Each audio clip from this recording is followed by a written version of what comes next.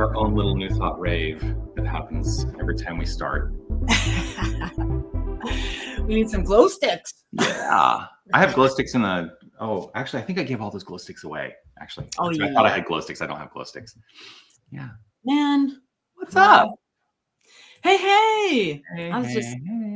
We are here for Radically Affirmative New Thought. That's what's up. Love that. And, you know, it's been a crazy whirlwind day already. Like, I woke up and was like, I've got nothing on my plate today. And then I was like, no, I have the rant. It's Wednesday. Yeah. I've got rant today. I've got deep soul meditation tonight. Oh, my goodness. So I remembered to show up. I'm here. Yeah.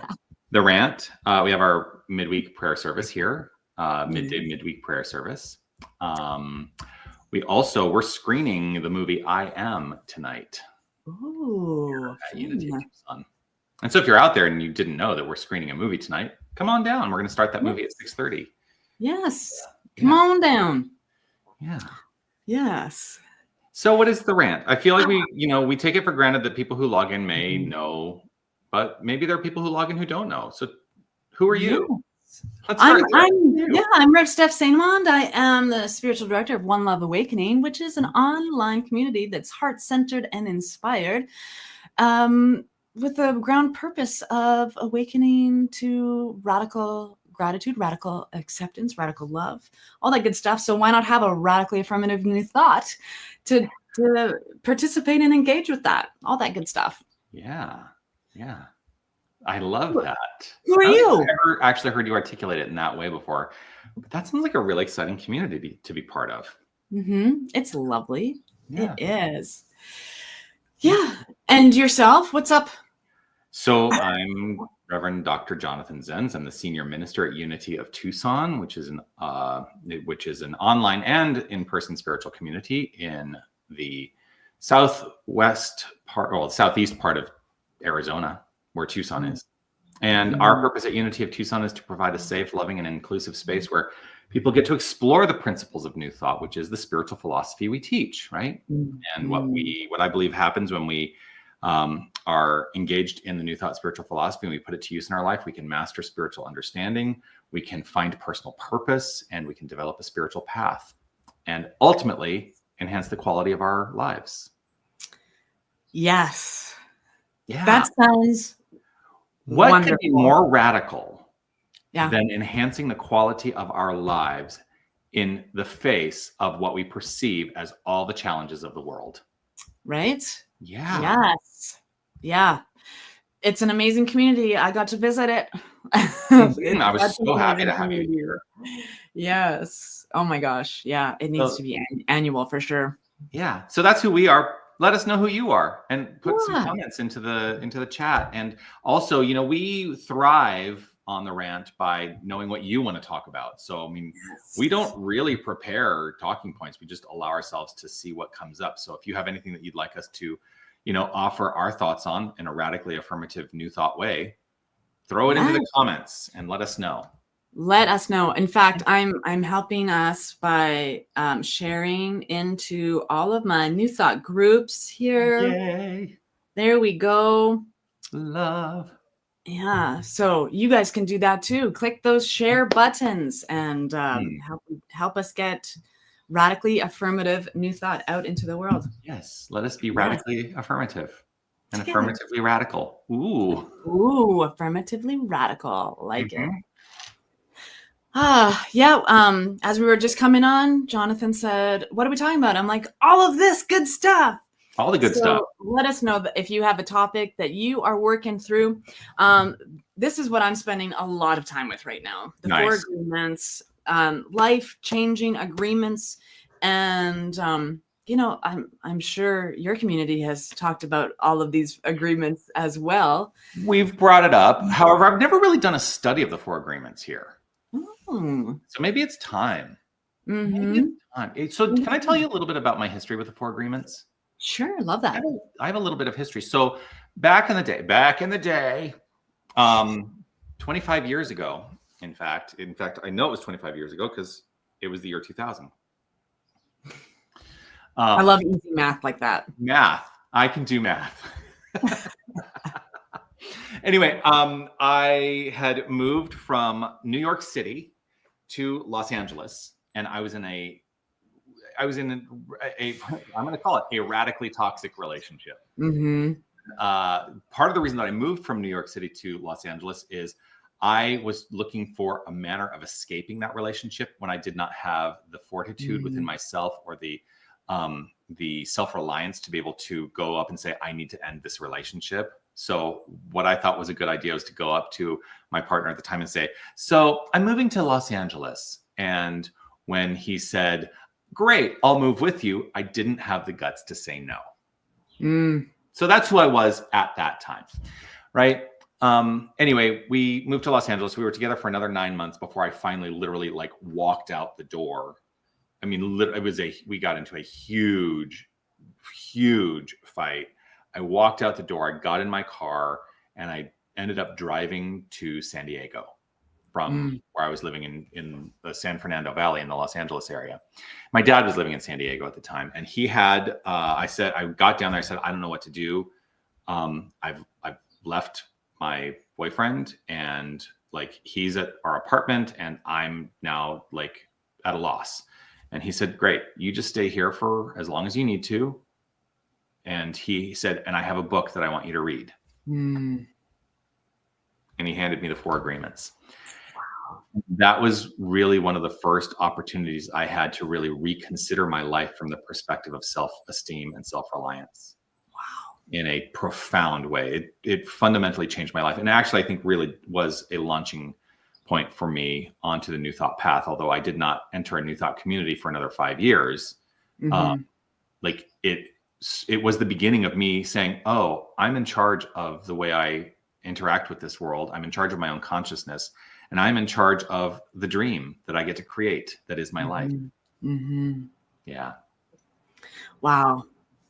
That's incredible. So yeah, I have a very strong connection with the 4 Agreements. Because of that. Yeah. Yeah. I have been thoroughly studying it for probably 5 years now. It's very highlighted. It's very highlighted. Yeah.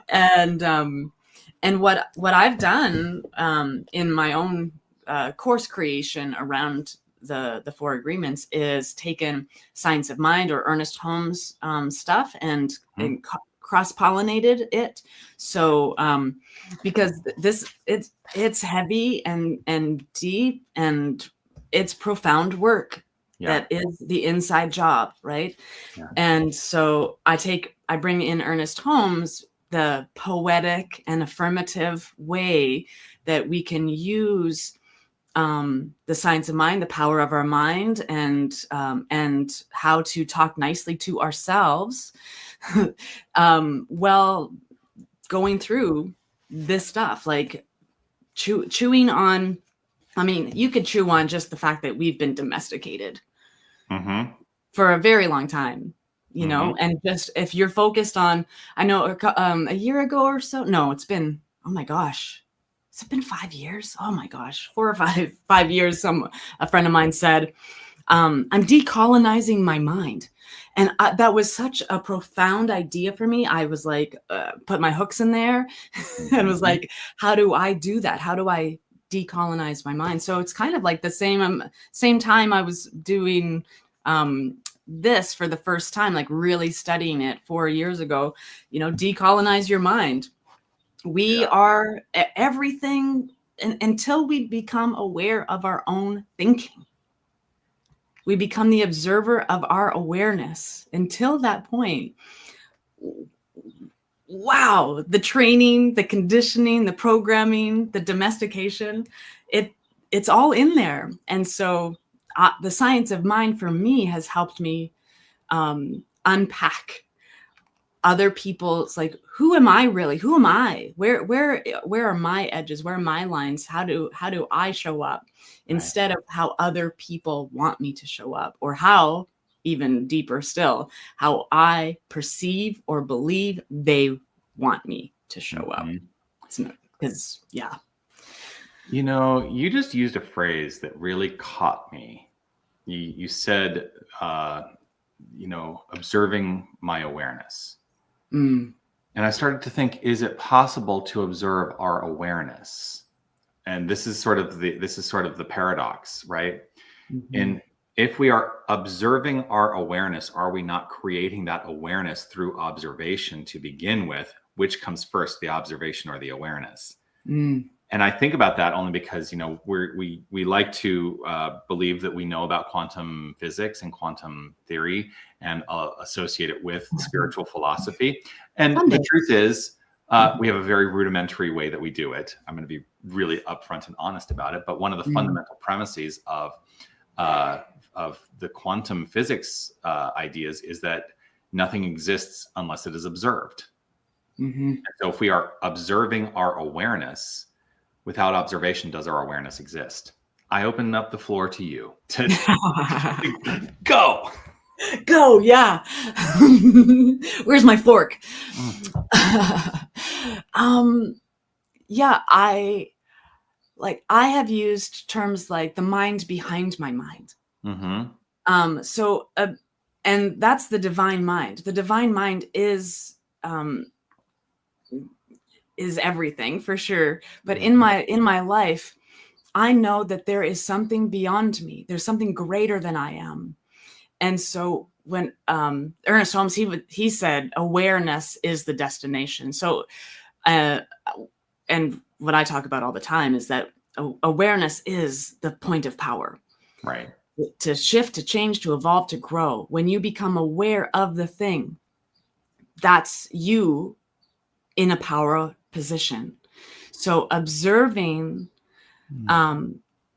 it's more like I observe my thoughts and watch where they go, watch where they take me, instead of labeling them as bad and telling them to get away. It's more diving in, discovering. And so observing my awareness, I guess, is like having seen clearly that I have become aware. So I'm aware of this moment. I'm aware of my actions, my thoughts, my activities. I'm aware, and I'm observing me, being me.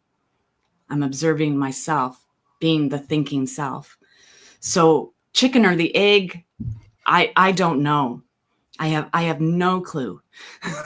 Is there something that you also then just brought up, and it made me start thinking along the lines of this question? You said that you were observing the mind behind the mind, basically, right?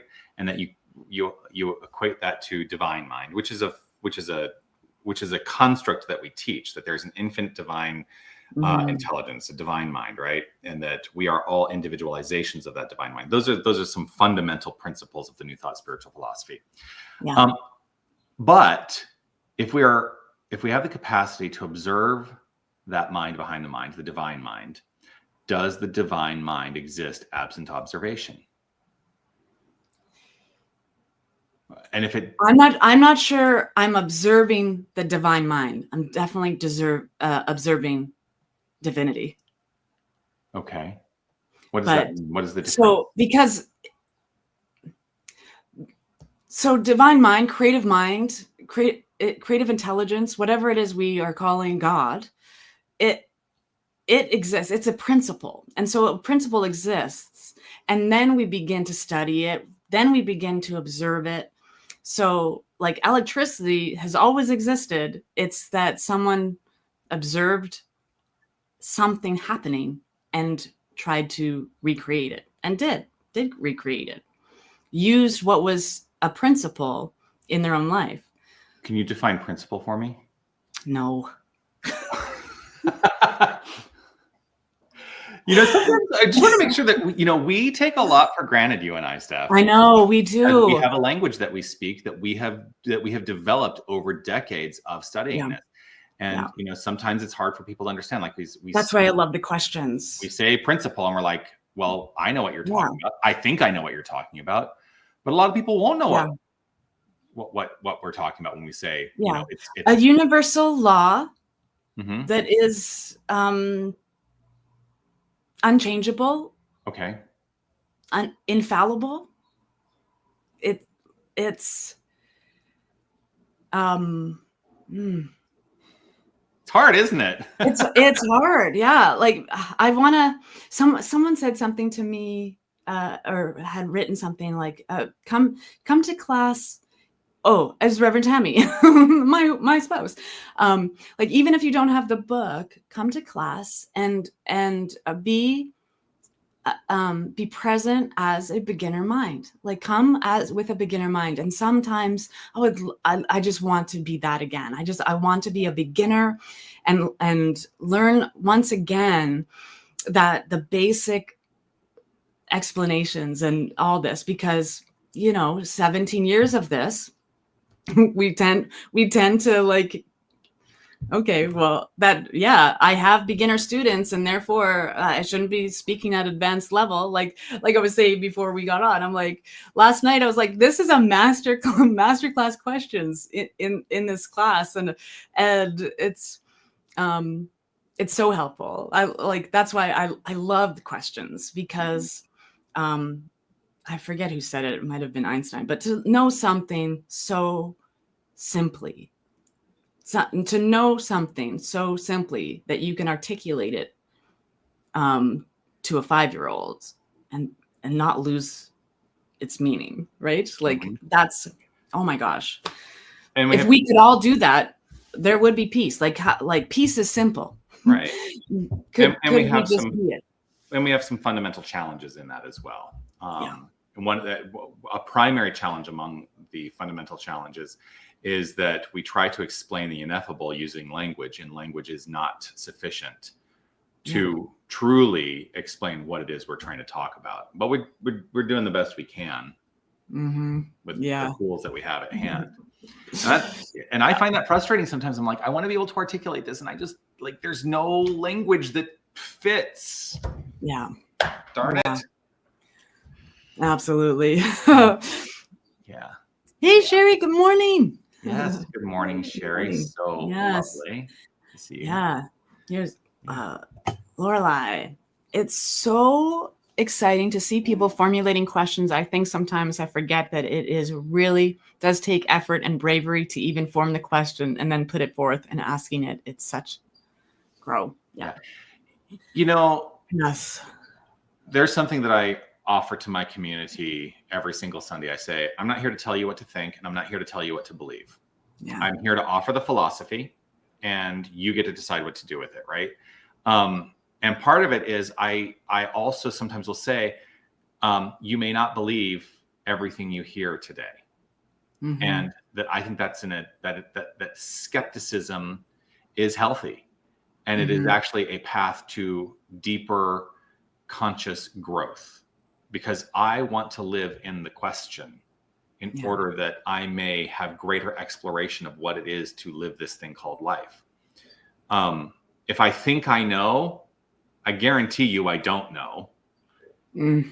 And if I think I know, I've now put a cap on what is possible for me moving forward. Yeah. Because I won't seek to know more. So my whole ministry is around questioning. That's really my whole ministry. Like I don't think I've actually articulated it so succinctly ever. My whole ministry is about questioning. Yeah. I know you've been questioning me for 14 years. I have. Back when I was, back when I was your mentor in ministry, as you were like a young pup just out of school. A young pup. And I would ask you a lot of fundamentally, I think, challenging questions. And I'd get red in the face. Questions. The tables have turned. Yes. So if you're watching, we'd love to see you. Let us know that you're watching in the comments. How is this landing for you? You want to talk about something else? Let us know. Of course, if you are watching on Facebook, those loves, those likes, click those share buttons. And if you're on YouTube, I think you can share now. Of course, you want to do that thumbs up. Yeah. Yes. Oh, yes. Aligned action. If I have a rant, it would be that there might be philosophy, the messiness of life and imperfection of life It's hard to bring both ends together. Aligned action.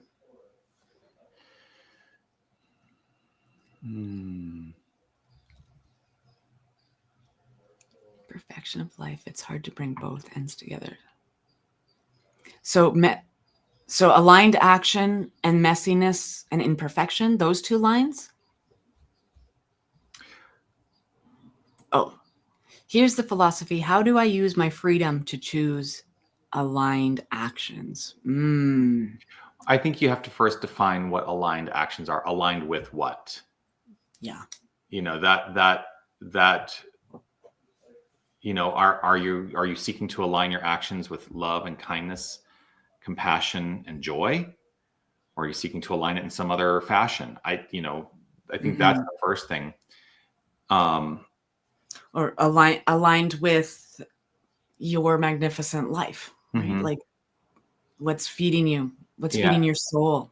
And then I think the challenge here is that it's going to sound like a very trite answer, but whatever you determine your aligned actions to be, the freedom exists in the moment by moment choices you make. To be perhaps start being proactive rather than reactive in any given situation. That many of us are culturalized. Now I'll talk about it in terms of a culture that I participate in because I live in a particular culture, but we are culturalized to be reactive, and that is fed to us on a consistent basis. We are fed the possibilities for reactivity through social media, through traditional media. We're constantly bombarded with opportunities to maintain a reactive state. And for me, this is how I choose to align my actions in love, kindness, compassion, connectivity, community. I think that my moment by moment choice has to be what is possible here, irrespective of the circumstances that I am experiencing, because I am not the product of my circumstances. My circumstances are the product of me. And so I have to make a conscious choice in every moment to step away from thinking that circumstances determine any aspect of my life. Yeah. So you mentioned not thinking for you. Thank you. Philosophy. Now take aligned action. Yeah. Know yourself, and then work towards remembering that every day, and make aligned choices every day for who you are and who you want to be. Yeah. Another thing I often say is that, and people hate when I say this because they're like, oh, but I don't, this is what I say. I say, here's the deal. This new thought philosophy, it's work. Yeah. It is work. And then I hear the people go, but I don't want to work. I want it to I want it to work for me. I'm like, I don't want to work it. I want it to work for me. Well, it will work for you. It will work for you. It's always working. Yeah, it is always working. It's always working. Willing to actively work it. That's how we transform our lives. I said earlier that this philosophy has enhanced the quality of my life. Yes, but it took work, and part of the work is that we are seeking not to coerce or manipulate circumstances in our life, but to shift our thinking to such a degree that we rehabitualize our conscious mind into more productive patterns, so that what we have been culturalized into shifts into something that is productive in our life. These reactive thoughts are simply habits to be reactive that we were taught. And so it's about really taking the time and having a practice to let go of the habitual thinking that has dominated and rehabitualize our mind. And for me, I've endeavored to do that through spiritual practice, prayer, meditation. Those are the primary spiritual practices that I engage in to rehabitualize my mind. Yeah. I was normalize conscious living. Normalize conscious living. Mhm. You know, it is work, and one of my favorite proverbs is before enlightenment, chop wood, carry water. After enlightenment, chop wood and carry water. We want we live in a society that has normalized instantaneous gratitude or gratification, right? So and I just want everybody to know that if it's work, it's worth it.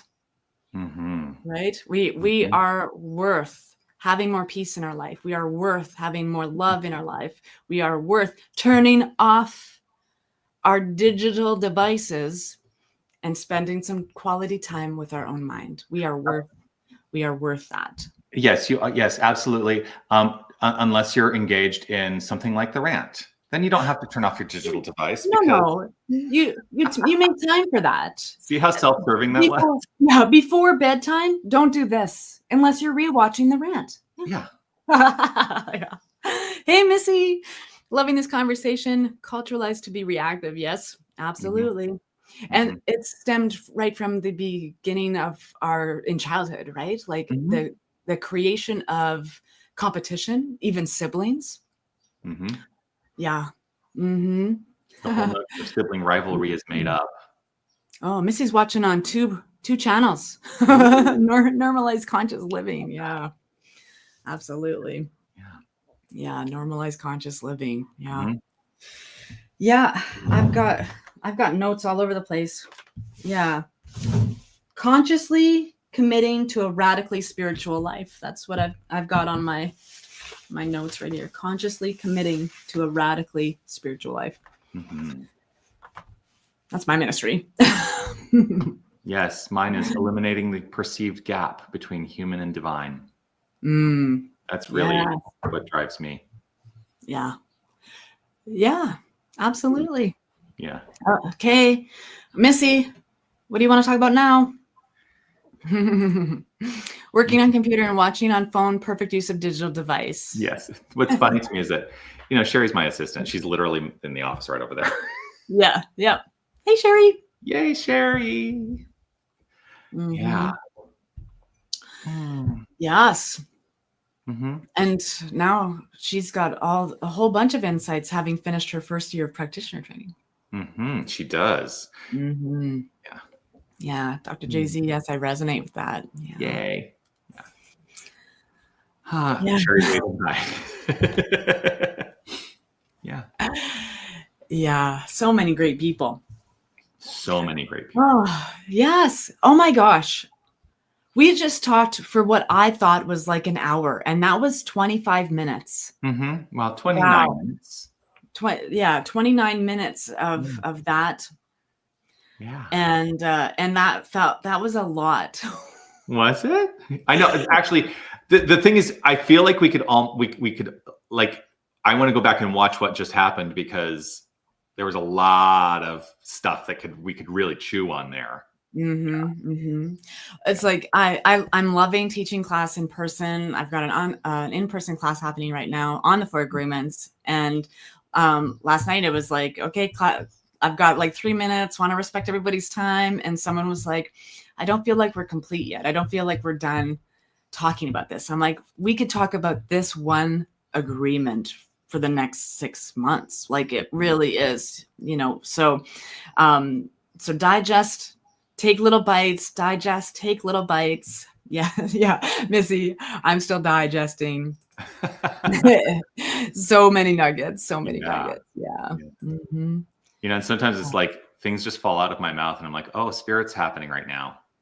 The spirit is just doing its work through me. Yeah. And that's why it's hilarious when someone says, could you repeat that? I'm like, no. How many times do you get that in class? Can you repeat what you just said? I'm like, no, I can't. Anybody? Literally, yeah. Anybody else? And anybody else? And we video record all of our classes. I'm like, no, I can't, but you can always go back and watch the video. Yeah. And if there's videos of your classes, go watch them again. I guarantee you'll get something else. Yeah. Yeah. Here's another, if you have time, guidance from my heart, being true to myself, even if this disappoints others. Yes. Be okay with disappointing others, because that's about them. That's not about you. Right. And I think, No. this opens up. This opens up a whole conversation. Because again, we are culturalized into a habit of trying to appease, rather than standing firm in our truth. And here's the thing, I would never intentionally want to hurt anyone. But I also believe if I am rooted in a conscious, heart-centered path that affirms everyone's value, including my own, then being true to myself fundamentally cannot hurt anyone else. But their disappointment, if they choose that path, is for them to own, not for me to own. Yeah. And there's the golden thread that is in all faith traditions, religions, etc. That, and it harm none, do what you will. Like if it's not going to harm you, and you're included in the none, right? If it's not going to harm none, that's also you. That's everyone. Yeah. So, and there's examples everywhere of harm being done, and when harm is being done, it's because we don't have foresight, or we're not consciously engaged in the moment. We're, oh my God. And my name, it says Saint Steph, right? It says Saint Steph, but I know my experience, and the making of a saint is all the saints have gone through suffering and plights and all of this, and then have created miracles in their and usually those miracles, they're sainted after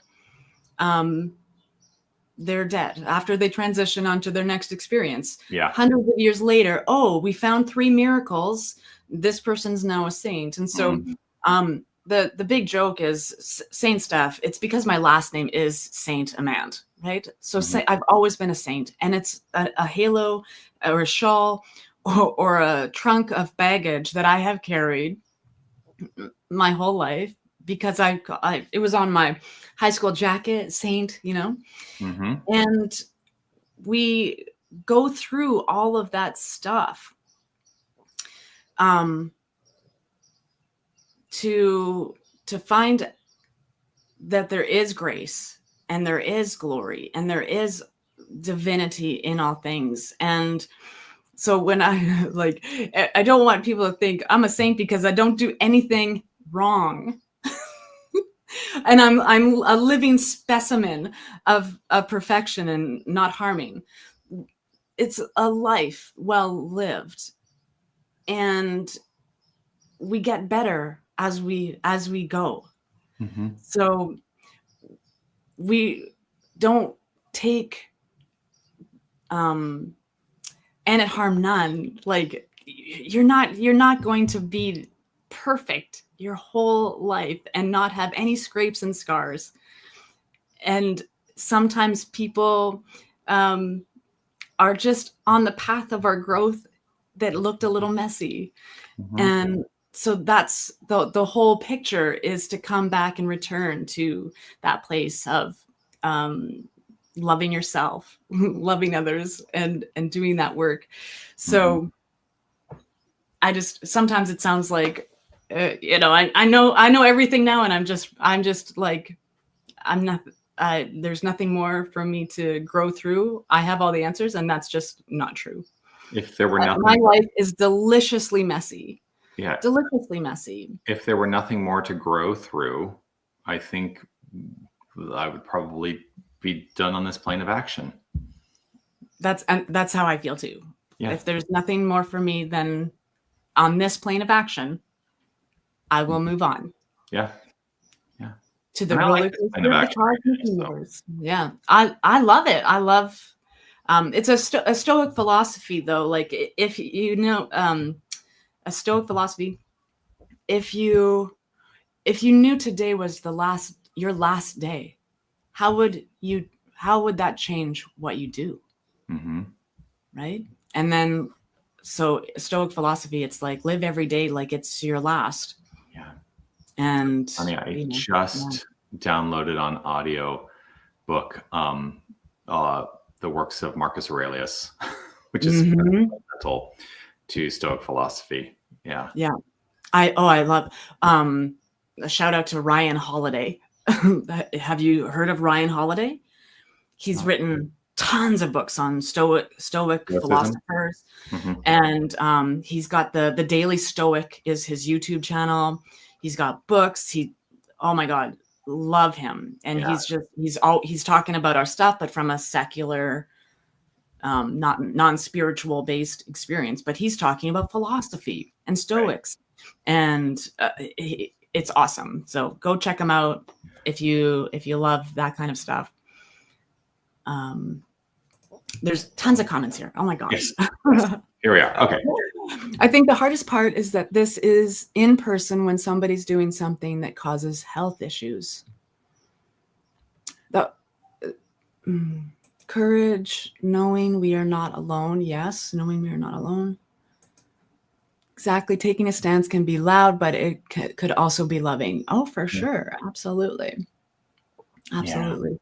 Yeah. Say more about this one. The hardest part. Just remember, there's about a 20-second delay from when, and it ends up being 40 seconds because it's 20 seconds from now. You will hear this in 20 seconds from when we've actually uttered it.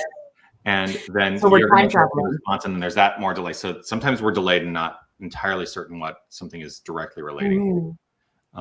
Yes. So being in person with somebody that is doing something that causes health issues, like I guess a secondhand smoke. Oh, that's exactly what they've just put in. Okay. Yeah. Smoking around me, and they know that's a boundary for me, and they do it anyway. I have to stand up and say, okay, I'm stepping away, and my child is involved. Yeah. That is hard. It's that's that you have, like, strong boundaries is a thing. If they're smoking in your house, that's hard. How are you? Yeah, well, part of it is you're taking responsibility for your own participation in that, and that's, if you need to step away, you need to step away. Now, is it always possible to step away? I think that becomes the other question that I don't know that I have an answer to that. So, having the willingness to basically step into courage and have, frankly, what may be a difficult conversation. And being firm in your resolve to say, this is not okay with me. And if this behavior continues, and here's the thing, differentiate the core of someone's being from the behavior they engage in, because I will still hold firm that we, as the mission statement here at Unity of Tucson is love only, forgive everything, remember who you are. And that means irrespective of somebody's behavior, our first priority is to love only. Right. And so we have to find the balance there. And if we can step away, that is us taking responsibility for our own participation. That's important. Yeah. And especially, it's hard if the other people around you who are doing this aren't respecting your boundaries in your own home. Right. That's a whole deeper conversation. Yeah. For sure. Yeah.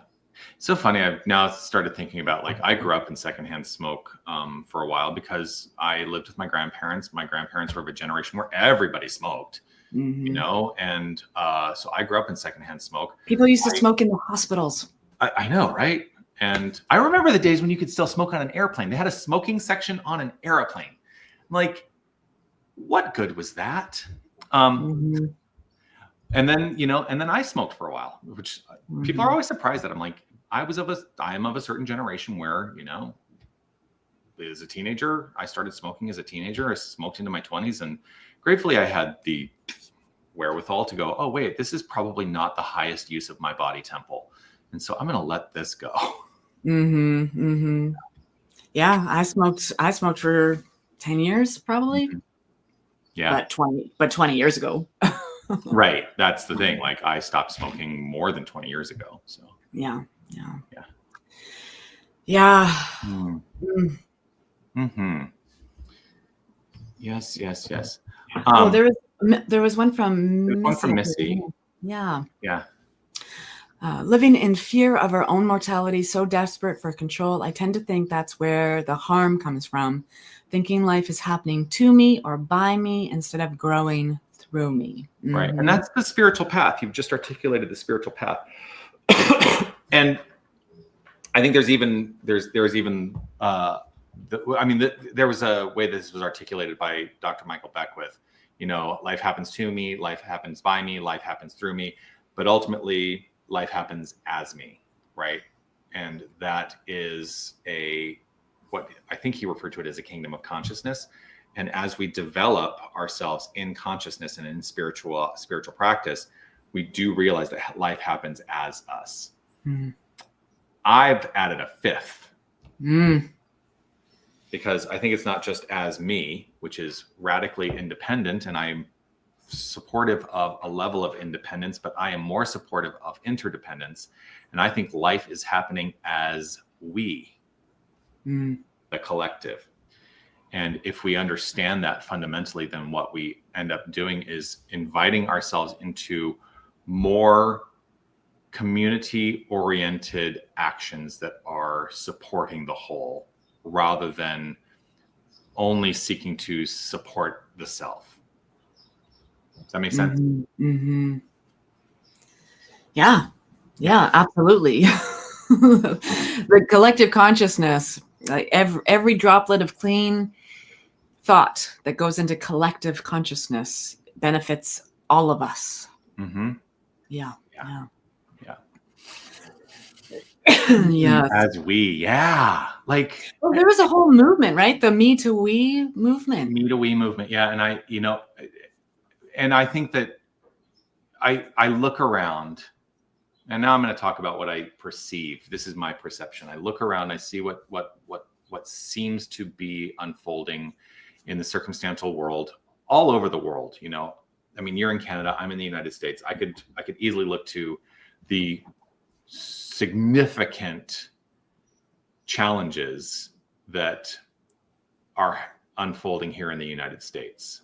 And I'm in a place of choice always to either let myself be diminished by the circumstances, feeling powerless, or I can step into an awareness that irrespective of the circumstances, I am a person of power and I am a person who can direct the course of my own life. I believe that what is happening, somebody said yesterday, when Jonathan takes off his glasses, it means he's always, I believe that what is happening is the death rattle for an old paradigm in consciousness that can no longer maintain itself, but it is fighting like hell to stay in our experience, right? Yeah. Mm-hmm. And I see on the other side of all of the challenge that we are facing globally, a radical and I see a radical transformation is unfolding. Yeah. And I'm excited by that because there's going to be in the spiral dynamics world, they're saying it's going from tier 1 to tier 2 living. And if you don't know spiral dynamics, I've just used a term. You can go look it up. I'm not going to try to explain it to you right now because, I endeavor to understand it, and I still have trouble sometimes understanding it. But there's a radical shift happening, not going to happen. It's literally happening. But it's almost like, the pendulum, as the shift happens, the pendulum has to swing so far to one side for that, for those old ideas to finally dissipate and be done once and for all. Yeah. I think we're all experiencing that. Yep. Mm-hmm. Mm-hmm. Mm-hmm. Mm-hmm. Yes. I honor the truth within me, even when it asks me to walk a path others may not understand. I choose self-trust over approval. I release the need to manage others' reactions. Yes. Great affirmation. The other thing about releasing the need to manage others' reactions is also, I actively work to remind myself, and if necessary, to let other people know that they do not have to own my stuff. That sometimes I want to be able to articulate something, but I'm not asking somebody to own it, that I recognize and know that what is mine to address and it is mine to address, and you don't have to worry about it. Yeah. Yes. Yeah. Yeah. And starting conversations with, I just need to vent. Can you take time to hear me? And I'm not looking for fixing or advice or anything. I just need to articulate this so that I can hear it. Process it. Yeah. Yeah. I love this. Me to we to we. Was that what's this? To we. Yeah. We. Yes. We. Yes.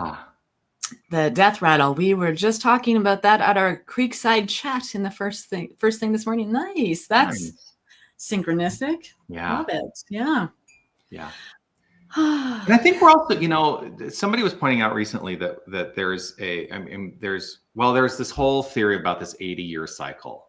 And if you think about what was happening about 80 years ago, the turmoil in the world seemed insurmountable to that generation 80 years ago. And sometimes it feels a little insurmountable what we're going through now. But look what unfolded at the completion of that turmoil. There was like a new golden age, almost a renaissance, right?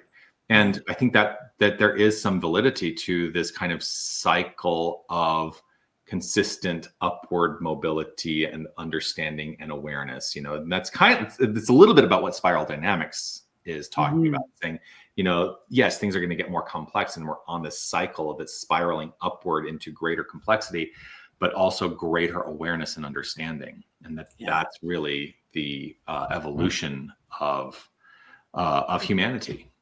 Yeah. Well, and it's the micro macro, like that's collective consciousness, spiral dynamics. But in our own life, our lives are spirals. Like it's not a straight line and it's not a roller coaster. It's a spiral. And some people are like, well, how come the same thing keeps happening to me? I thought I learned this lesson. You did. And now you are on the next level.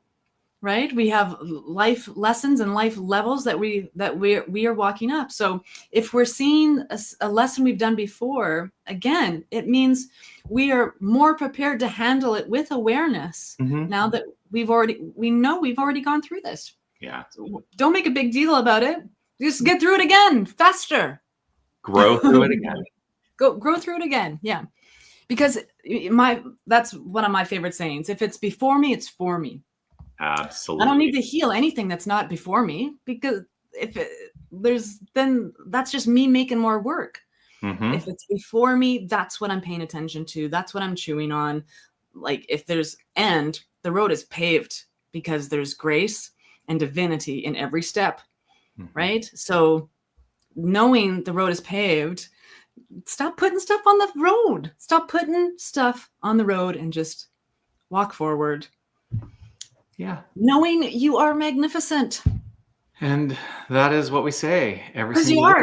In the community. You are magnificent. I am magnificent. There is only magnificence. And the manner in which we use our magnificence is what determines the flow of our life. And so yeah. If you need more examples, go spend some time in nature. Yeah. Go stare at a tree that's over 200 years old and you'll be like, how did this tree make it 200 years old? Well, that's you were here. Incredible. And it was a seed. It was once a seed. You were here several weeks ago and you got to experience the saguaro, right? The cactus that grows to be like, 30 feet tall. It doesn't get its first bump for 100 years. Yeah. They're remarkable. They are. And you think, we think like, oh, one treatment and I'm good. I keep treating. We always say treat until you demonstrate. Treat until you demonstrate. Yeah. And demonstration is in the movement, the movement that you are taking towards the answered prayer. Yeah, because I always say the prayer is answered through the impulse into action that Mhm. exists within you. Mhm. Mhm. Yeah. Yeah. Oh, we got another affirmation. Mhm. I give thanks for the unwavering wisdom within me. I celebrate the courage to live my truth with compassion, knowing that honesty is a form of love. I am grateful. Yes. Love it. Love these. That in. Beautiful. Yeah. Mhm. Would you I believe, love Sarah, affirmations. would you believe that it's almost time to wrap up? Wow. We did it. Yay! Yeah, we did it. I love this opportunity to connect with you and Yeah. to, rant with Yeah. you. How do you guys feel about Wednesdays? Have we been Wednesdays for a month now? We're a month in to Wednesdays. I know I seem to have historically more energy for a Wednesday rant. Oh, me too. We seem to be like awake for them. And I have to tell you. So part of it is I have reclaimed my Fridays, which means, I used to come into the office just to do the rant on Fridays, and Friday is supposed to be a day off for me. And it's not that I didn't appreciate doing the rant. It's just that I would motivate myself to get into the office, and I really was not having a day off. And so having reclaimed my Fridays, I am so much better consciously. I'm consciously so much better than I was. And so grateful. And thank you all. Thank you. Yeah, grateful for our time together. Me too. Yes, getting out of the midweek slump. I think that's a thing right there. The midweek slump. The prayer is answered in the impulse to action within me. Love that. Yeah. Yes. I also sometimes when I teach prayer class, I say I purposefully use the word impulse rather than compel, because sometimes people use compel and impulse almost interchangeably, but compel mean there's a compulsion that perhaps is not a pulling that is not in alignment with what it is that you're seeking to experience. So I would say it's got to be an inner impulse. Yeah. So see, because I have used and do use compel, because sometimes I feel like I'm compelled, like there's nothing. It's not that I'm not free. It's that the choice has already been made for me because it is for my highest and greatest good, and it's spirit, intelligence, divinity, magnificence compelling me to that place within me that is already. So what if that was your inner impulse and you were impelled?